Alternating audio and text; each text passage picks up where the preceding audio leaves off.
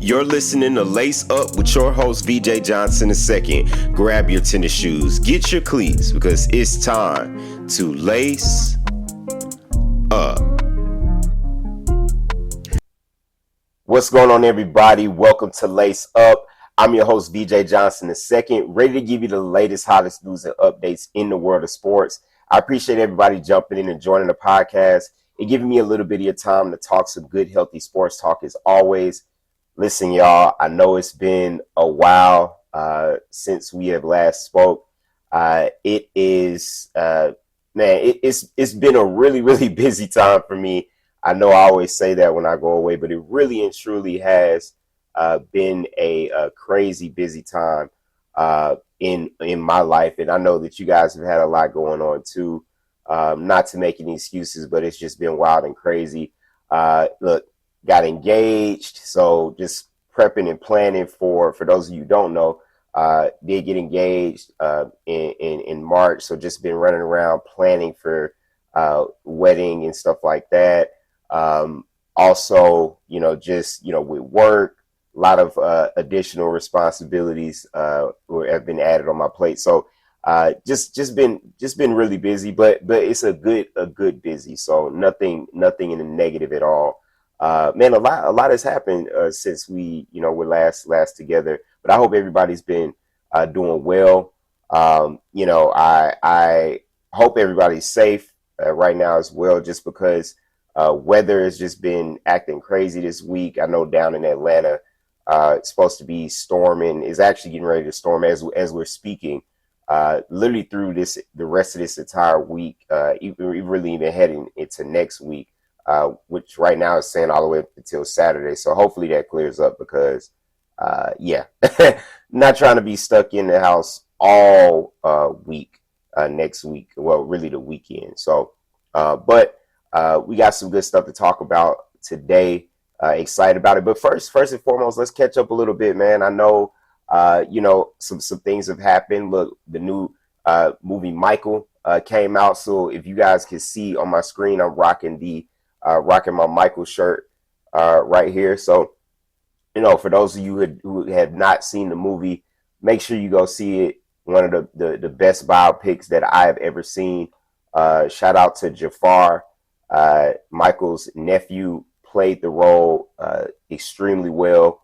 Thought I was actually looking at Michael on the actual screen. So a lot of the moves, obviously, you're not going to get everything super pinpoint accurate, but I felt like the way that he took on the role, and as far as like dancing, acting, just even the way he sounded, like it was exceptional. So look, make sure you go see Michael if you have not. It is already blown up the box office as the highest making biopic of all time. It's one of the top selling movies of all time already. So look, continue to run those numbers up. A lot of people had some issues with the movie, saying that, hey, they left this and that out of it, and they didn't touch on this and they didn't touch on that. Well, there's some reasons behind that. I will say before you jump into any conclusions, there are some things that they legally cannot talk about on the movie. So, that's nothing that's out of their control. They actually had a lot more filmed for the movie, but they had to go back and take some things out. I know Diana Ross, she didn't want to be portrayed in the movie. There was a lot of, things here and there that could not be discussed. So it is what it is. But look, movie is great. They ended it at the bad era for Michael. So they're already, in the works to have part two. They actually already mentioned that there was a lot of scenes that were filmed they had enough footage to continue on. So they're going to add some more in there. So I'm excited for a part two of this. Hopefully, it's longer.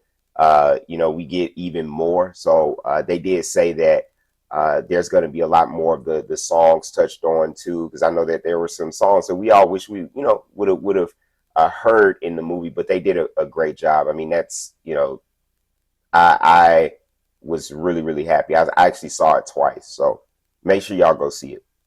But yeah, man, look, just excited to be back and jumping in to talk about some sports. Again, I know a lot has happened since we last come together. So let's get into it. Let's talk about what's been going on in the world of sports. Let's start with the NBA because we did have a MVP that was announced. Shai Alexander, aka SGA, won his second consecutive MVP for this year. Again, this is his second consecutive one.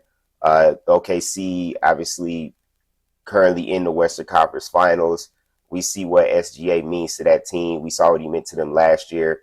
Obviously there's a lot that is being discussed around, how he plays the game of basketball, how he draws fouls. It's a lot of stuff out there about that.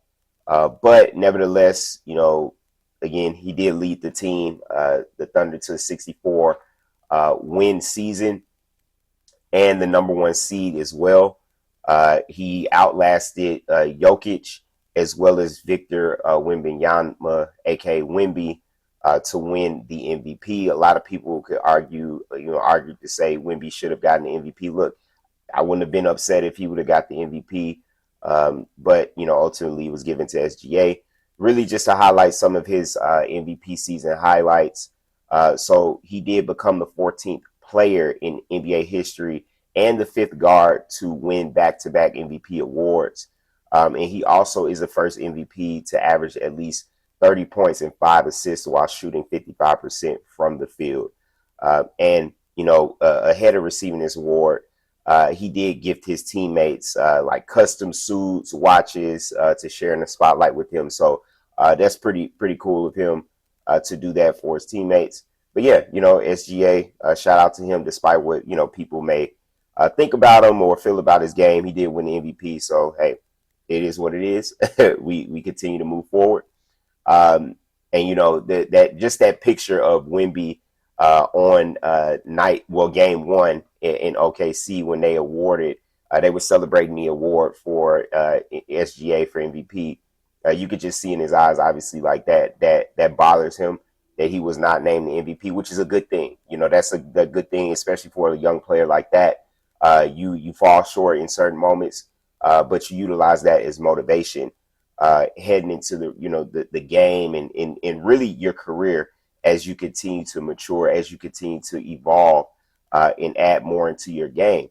Now, that's a perfect segue into talking about game one, because again, like I said, we have the Eastern Conference Finals, we have the Western Conference Finals going on right now.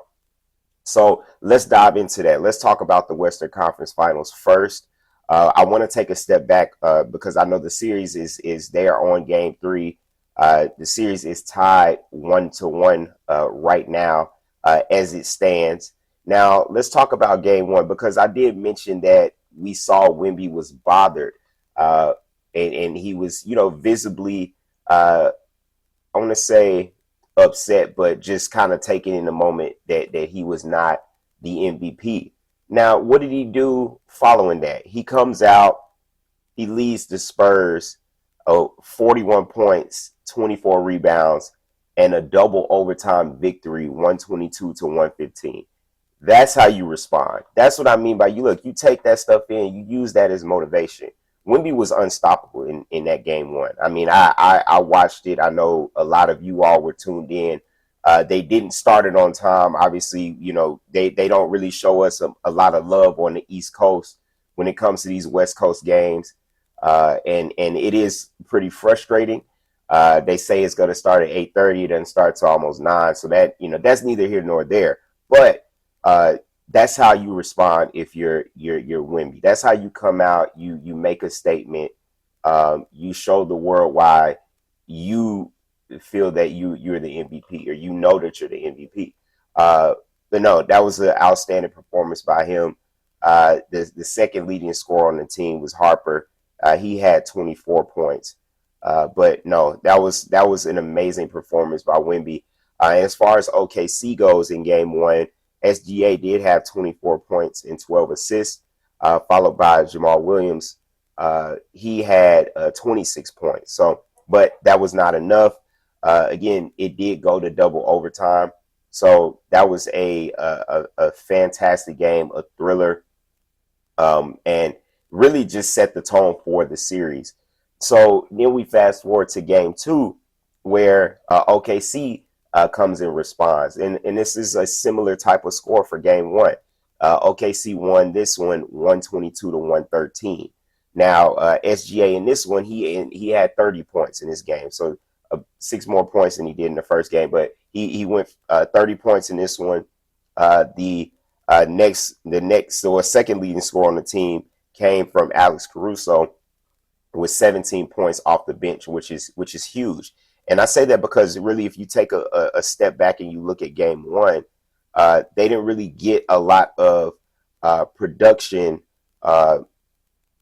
Well, out actually, I lied, because game one, all of the production off of the bench came from Alex Caruso, who had 31 points. So he lit it up off of the bench, but he was the only player off the bench who actually put up really a great performance. And 8 of 14 from the 3-point line. He was balling. Caruso did his thing in game one, coming off the bench. But again, he was the only one. Now you would assume that a player giving you 31 points off the bench would result in a victory, but it didn't. But again, Caruso, he followed up that performance in game two with 17 points off the bench and assisting and helping the squad win that game. So in this one, Wemby, he had 21 points and 17 rebounds, still a double-double, but they did hold him a little bit more in check. Well, a lot more in check, because they shaved off 20 points from what he had in the first game. So they did a better job with Wemby in this one. So, and really the Spurs didn't really get a lot of help off their bench as well. So, but the starters, the second leading scorer for the Spurs in game two, you had Vassell. He had 22 points. So, but again, it wasn't enough. OKC was hungry to get this series tied, and they did just that. Now, again, game three is actually going to be in San Antonio as the series shifts.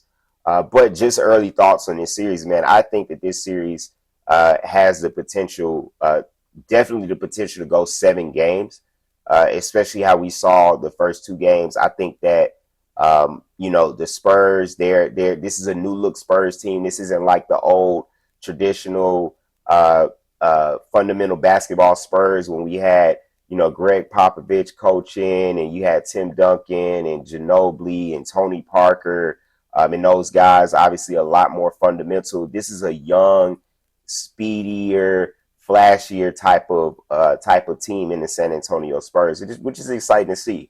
Because I just remember as a kid when the Spurs came on, it's just like, oh my God, like you really kind of didn't like. I don't want to say we didn't like watching the Spurs, but they were so fundamental. There was no flash to their game, as opposed to you turn on like the Lakers or Boston or the Bulls or teams like that when they had like younger players, or even the Cavs with LeBron, stuff like that. Like a lot, speedier teams with like those flashier like superstars. But this is an exciting team to watch. And OKC obviously following up on their finals victory from last year. So I think this series has potential to go 7 games. So we'll continue to watch it. Like I said, game 3 is in San Antonio as the series now shifts. So let's talk about the Eastern Conference Finals, the Cavs and the New York Knicks. So the Knicks actually lead this series 2-0. They actually, in game 1, this game was also a thriller as well. The Knicks actually stormed back from 22 points down in the fourth quarter. I said in the fourth quarter, which is crazy to even think about, to force an overtime, and they ultimately get the win over the Cavaliers. Now, this is one of the greatest postseason comebacks in NBA history. Again, I'm still in shock that they came down 22 points in the fourth quarter. Jalen Brunson, led the way as the leading scorer of the team, 38 points. He went 7 of 10 from the free throw line, and from just looking at this game and really just down the stretch, a lot of the highlights, even if you go look at the highlights, though that comeback really when they were storming back from 22 down, all the highlights are just him cooking James Harden, because James Harden was just a liability on defense. He couldn't keep up with them. Jalen Brunson was just literally destroying James Harden. So it's shocking. If I'm a Cavs fan, I am livid. If I was watching that game, and I'm pretty sure they're even more livid because they're down 2-0. But that doesn't mean the series is over. The Cavs were down 2-0 against Detroit, if I'm not mistaken, in the first series. In the series prior to this one. So we'll see what happens, obviously, but not looking too good at this point in time. I just wanted to highlight, in that first game as well, Donovan Mitchell, he did lead the way with 29 points for the Cavs. Now, other leaders on the in the box score for both teams, Karl Anthony Towns, he had 13 rebounds. Evan Mobley, he had 14 rebounds. So again, this series started off with a bang. And then let's talk about game 2 that happened. The Knicks ended up winning that one 109-93. And really this one, Josh Hart was the star of the show for this game. He had 26 points. And Karl Anthony Towns, another solid game from a rebounding perspective with 13 rebounds. And you had Jalen Brunson with 14 assists, being the facilitator that he is. And, really the Knicks, they are halfway there. They are seeking to advance to their first finals appearance since 1999. If they beat the Cleveland Cavaliers, they will do that. So we have a potential, again, it's been a extremely long time for the Knicks. So we'll see what happens. Donovan Mitchell, he had 26 points in this game. Again, was not enough. The Cavs are going to have to dig deeper and find something within themselves to be able to get back into this series. But again, with the series shifting to Cleveland, they have all the opportunity in the world. We saw what happened in the series with Detroit. And then ultimately when that was that series, they actually had an opportunity to close their series out in game 6, but they, again, Detroit forced the game 7, but the Cavs came out absolutely swinging in a game 7. It was lopsided.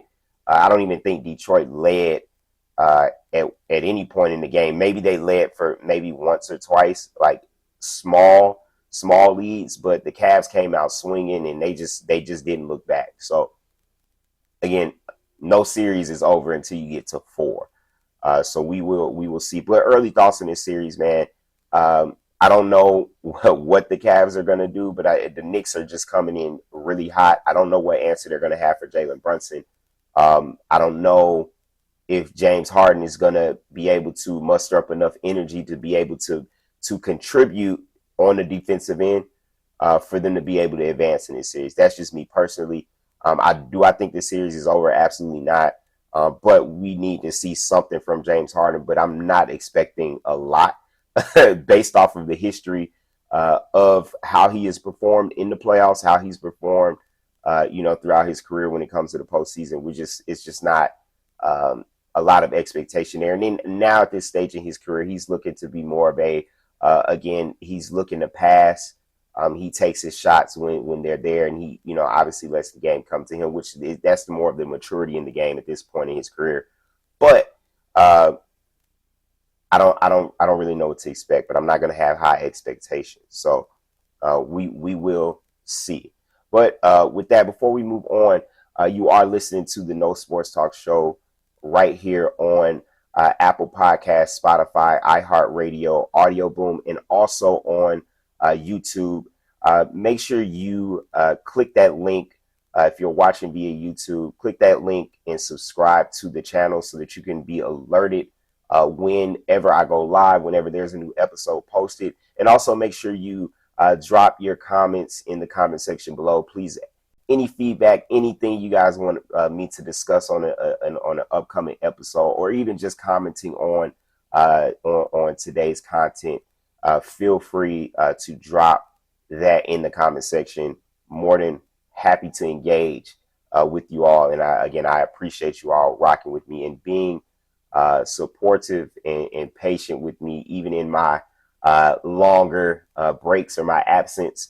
You guys are always understanding, so I really appreciate that. Well, jumping back in, let's shift gears here to the NFL, because we do have some news that has, this is ongoing news coming out of Chicago with the Chicago Bears stadium plans. They are now, they have for some time, they've been narrowed down to suburban Illinois or Indiana to transition for their new stadium. Now, their sites are either set on Arlington Heights or, again, Hammond, Indiana. So let's talk about that. On Thursday, they did announce or continue to say that they have exhausted every opportunity that they had to stay in Chicago. Obviously, us Bears fans would have loved the Bears to stay in Chicago.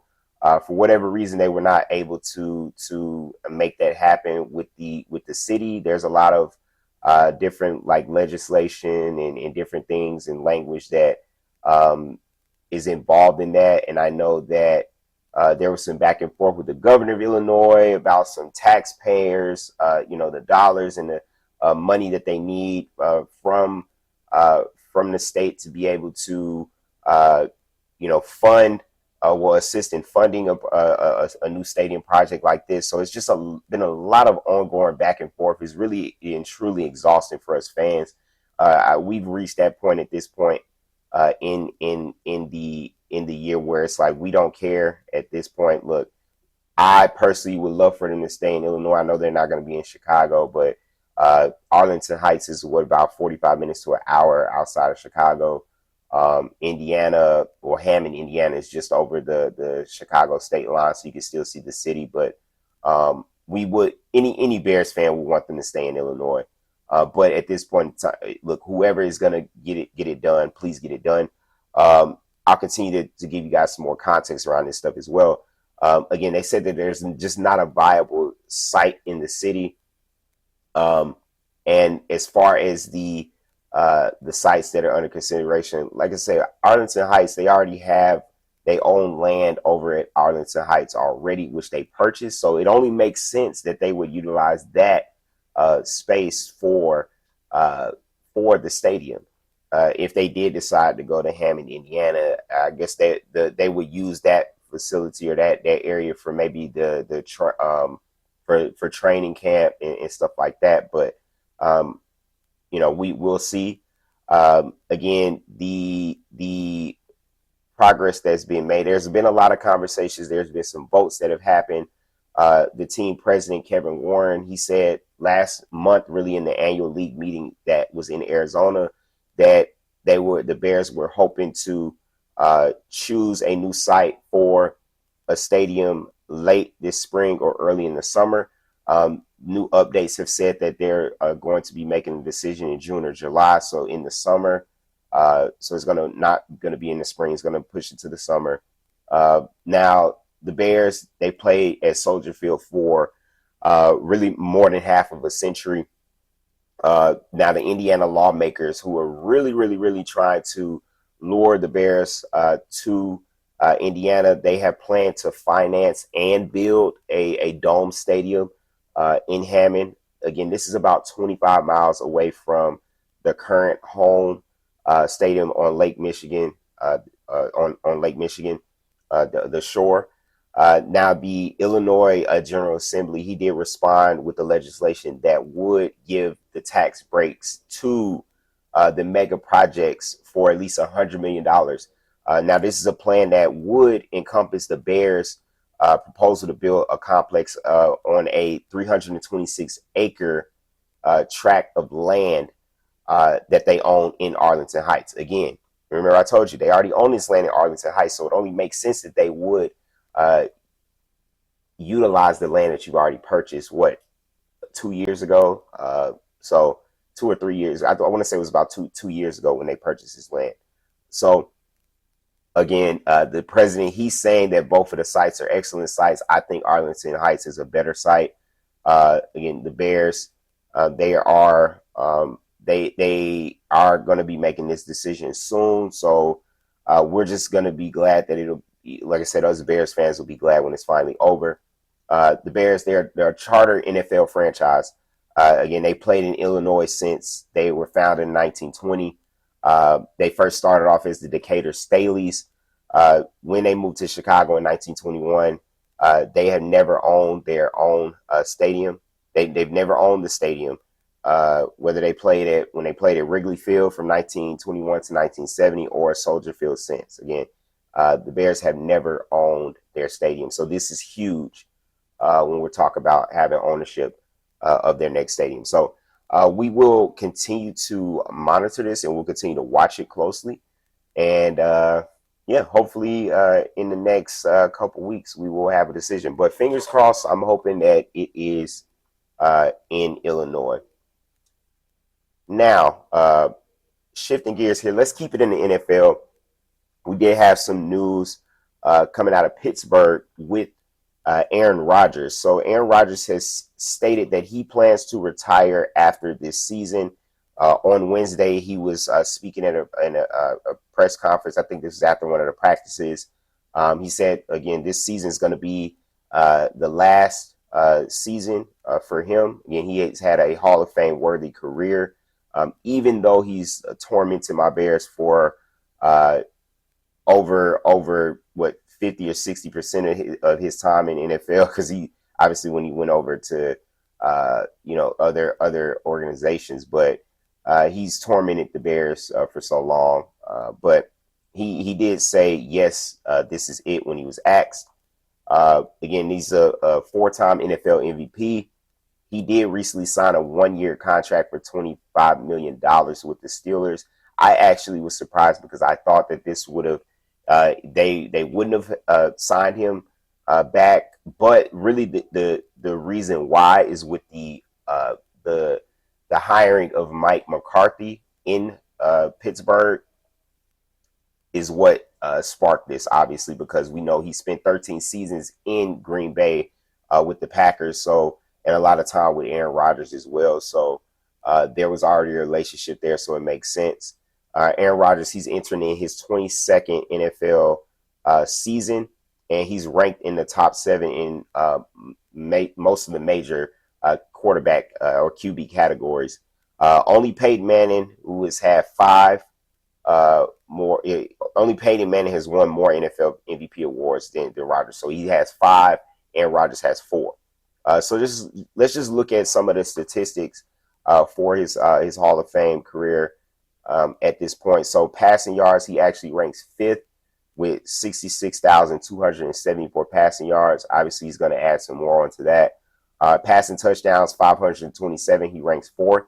163 wins. He ranks 6th in QB wins. QB starts, he ranks 5th with 257. Completions, he ranks 7th with 5,696 completions, and he ranks 6th in pass attempts with 8,743. Now, obviously, he's going to move up on in some of these categories on this list.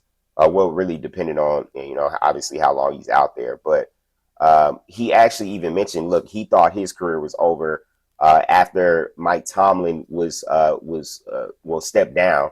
He wasn't fired, but after he resigned, he said, look, with him stepping away, I thought that this was it for me. I thought I was done in Pittsburgh. But when they did make the decision to bring Mark McCarthy over, that is when he had an open mind with coming back. He did say that he suggested that their general manager consider McCarthy as a potential candidate. So, of course, their general manager, Aaron Rodgers, says he's going to jump because obviously they want Aaron Rodgers to finish his career as a Steeler. They want him another year. So when Aaron Rodgers mentioned it, they went out and made it happen. Aaron Rodgers, look, he said that, look, he's encouraged uh, for him to come in. Uh, he was like, look, he he he always thought about, when the conversation sparked before he was ultimately hired. He said, look, it'd be really interesting, to come back and play with Mike McCarthy. So he does get that opportunity. Here's my thoughts on this. I really and truly think, thought Aaron Rodgers should have retired 2 years ago. When he went to the Jets, I mean, even getting hurt, I want to say, was it preseason? He like tore his ACL on the first drive or something like, yeah, I think it was his ACL or his ankle. It was something, yeah, I want to say it was the ACL that he tore after he got hit. And they went forward on fourth down. And it just did not, make sense for me, in my opinion, for him to continue to come back and play. What more do you have to prove? He has a Super Bowl, even despite him, he should have probably had more appearances with the teams that he's had.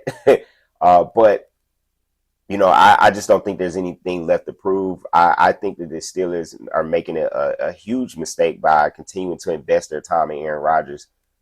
It's time to let this go. Give one of these other younger quarterbacks an opportunity. Again, you're not going to win a Super Bowl with Aaron Rodgers. That's just the fact of the matter. I guess they just want to host his farewell tour or whatever it is, but there is no logical reason for them to continue to try to invest in Aaron Rodgers. He's at that stage in his career where he just does not have enough in the tank to be able to get you to the Super Bowl. The Steelers, obviously, they've made some moves. They brought in, some pieces and things like that. But I just think that them waiting all in the off season and waiting to hear a decision from him was just, I just did not think that was just a smart thing. So we'll see, what happens. They made it to the wild card last year. That was cool, but ultimately we saw what happened there. So I just think that, again, it's time to just go ahead and move into another direction. But him being there, he'll have an opportunity to mentor the younger guys. I know they have Drew Aller, from Penn State there. Not really high on Drew Aller, to be honest with you, but you never know. You can learn some things from Aaron Rodgers, and ultimately, we'll see who ends up being that next person in line after he's gone, or maybe if they sit him down some point in the season and give some, depending on what their season is looking like, and giving somebody else an opportunity. Again, we will see what happens there. But I forgot to mention this too, because I know that the NFL draft and everything happened. When I was talking about my Bears, man, I want to say, man, I'm excited about this was a really good draft, by the way. A lot of teams stacked across the board. I love what my Bears did, bringing in Dylan Thieneman from Oregon, coming in as a safety. Really love that pickup. I like Muhammad, the cornerback that we got out of Texas. I love, what the Bears did. Obviously, we addressed some things on the line as well. But I think that, what they've done in the offseason, obviously I don't go through all of the draft picks, but what the Bears brought in, I'm excited about it. I am looking forward to seeing the guys come together, even with us getting younger and faster. And that speed is what's going to help take us over the top. So even, bringing in some shifty guys that can contribute on the offensive side. But we were desperate at safety. We addressed linebacker. Did get some guys coming on the line. Got a younger center that we drafted. So just look, I trust Ben Johnson, and I'm excited about this year. So I wanted to say that, wanted to take a step back, had to shout out my Bears on the draft that they did, because definitely brought in, obviously I didn't name all of the players that we drafted, but we're looking good. We're looking good. But with that, again, let me stop and again say you are listening to the No Sports Talk Show right here on Apple Podcasts, Spotify, iHeartRadio, Audio Boom, and yes, of course, you're listening on YouTube. Please make sure you hit that subscribe button below so that you can be notified and alerted whenever an episode goes live. Whenever I, post a new show, you will be alerted. And again, please feel free to jump in the comments, give your thoughts. Give your opinions, suggestions, anything, any feedback, whatever it may be. Please jump in and let me know. I am excited to engage with you guys. And again, I appreciate everybody who's continuing to rock with me on this journey. So let's continue to press on and let's talk about the talks and the discussions around a college football expansion. So as we all know, the NCAA tournament has decided to stretch to 76 teams, which I think is really crazy to do. I really and truly don't understand why the NCAA tournament is 76. It's 76 games that they've stretched to. So I just don't get it. Why do they need that many teams? Why do we need this many games? Like I really don't agree with that. Again, it's not 76 games, 76 teams. So I misspoke. But yeah, I don't get that. I just think that it's unnecessary for them to do that. Now there's some reasons behind it, obviously, but I just we don't need it in college basketball. But I just said all that to say because that's transitioning into the talks around the college football expansion. Now, again, this is going to change the fans' experience as a whole because filling out a bracket is going to be insane. Again, it's going to take a lot of time. I mean, it will get to the point where it's just like, look, I'm filling it out and I'll be done with it because who wants to spend that much time looking at a bracket? Obviously, it's going to extend the tournament well beyond what it normally is. My only ask is, can they stop putting the national championship on a Monday? I really and truly would appreciate if they would stop doing that. I know you all would too. I just think it's dumb with basketball and college football to have their national championship games played on a Monday. You have Saturday where you can play the national championship. You got Sunday. Look, you can pick, other days. You don't have during the week. It just doesn't make any sense to me. Look, even Friday. Well, maybe not Friday, but look, Saturday, Sunday. Just pick one. I know the NFL and I know all that's going on, but look, listen, something has to be worked out. But again, really, this is going to change the March Madness experience. But what we're going to do now is we're going to talk about the 2014 playoff because this is leading into this discussion because we know that happened in college basketball. So now the conversation is still ongoing for a 2014 college football playoff expansion. So again, none of us asked for this. There's been a lot of negative reactions, rightfully so. I just don't really get why we need to go to 24. I personally, it is what it is for me. But I think that really this is just opening the door for those teams that have like 3 or 4 losses to be able to get in the playoff. And it's like, what for what? What do we need that for? I just don't understand it. Again, this is going to change things across the board. Again, it's going to, with conferences or conference championships, excuse me, it's going to ultimately get rid of the conference championship. So again, just to provide some more context around that. So the conferences, they have these spring meetings, obviously that went on. They're continuing to have meetings and stuff like that. And they're, again, moving closer and closer to this decision. Again, there are some implications that a switch would have to 24 teams. So I want to be able to talk about that. So really, this is going to double the size of the playoff. Again, we're at 12 right now, and now they're talking about 24. I think even if they went to like 16, that'd be cool. But 24 is just crazy to me. Again, this is going to eliminate conference championship games. It's going to allow for no automatic qualifiers. And this is aside from having one spot reserved for a group of 16. So again, they have proposed. Well, there's a proposal for a expansion to 16 teams first before this 24 playoff expansion happens. But again, there's a lot of reasons that a lot of these executives, well, not even really executives, a lot of the athletic directors have expressed for why college football must expand its access so quickly. And that's because it really, in to summarize it up, they need money.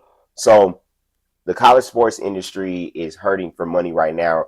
And the reason being is because and this is pretty much what the athletic directors are saying. So they're saying, since we're finally paying players, and since we're doing so while continuing to allow coaches' salaries and buyouts to rapidly escalate, athletic directors, they're desperate to increase revenue wherever possible. So with the NIL, with the emergence of that, with them being able to the pay to play now, a lot of money is being poured into these younger athletes. A lot of money is being poured into these coaches. And again, there's no structure around NIL. And ultimately, this is the type of repercussions that we get when there is no clear outline, no clear framework. It's just, hey, here's NIL. You guys do it however you want. And then we got players that have not even earned or proven anything, getting millions of dollars. For whatever reason, I still don't know. We're luring players to play who have not even earned the right to get the type of money that they're demanding.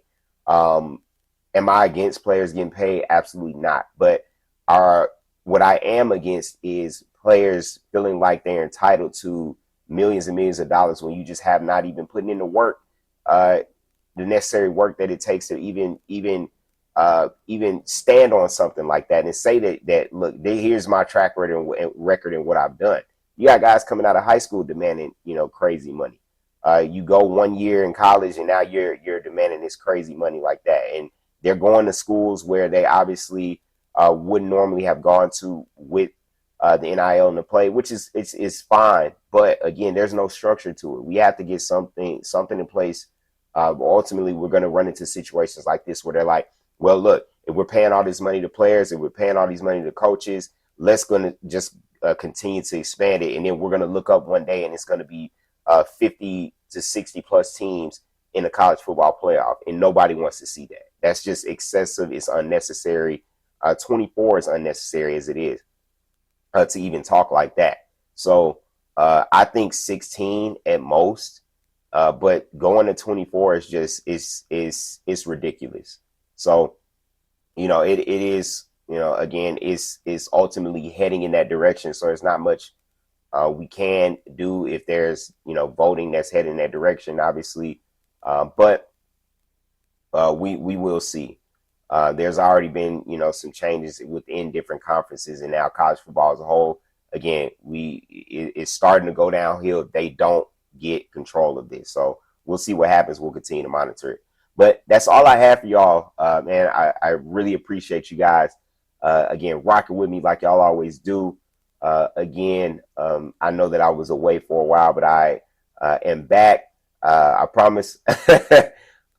Just again had to get some stuff in order. Like always, man, a lot of things moving fast, but no excuses to be made. We are back. We are rocking and rolling. And again, I couldn't be more appreciative for everybody for you guys continuing to support me the way that you do.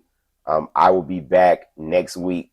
We'll continue to talk about the NBA playoffs, who our finals matchup is going to be. Maybe we'll have an answer for that. Well, we should have an answer for that by the time we meet again. And I'm looking forward to continuing to further these conversations with you guys.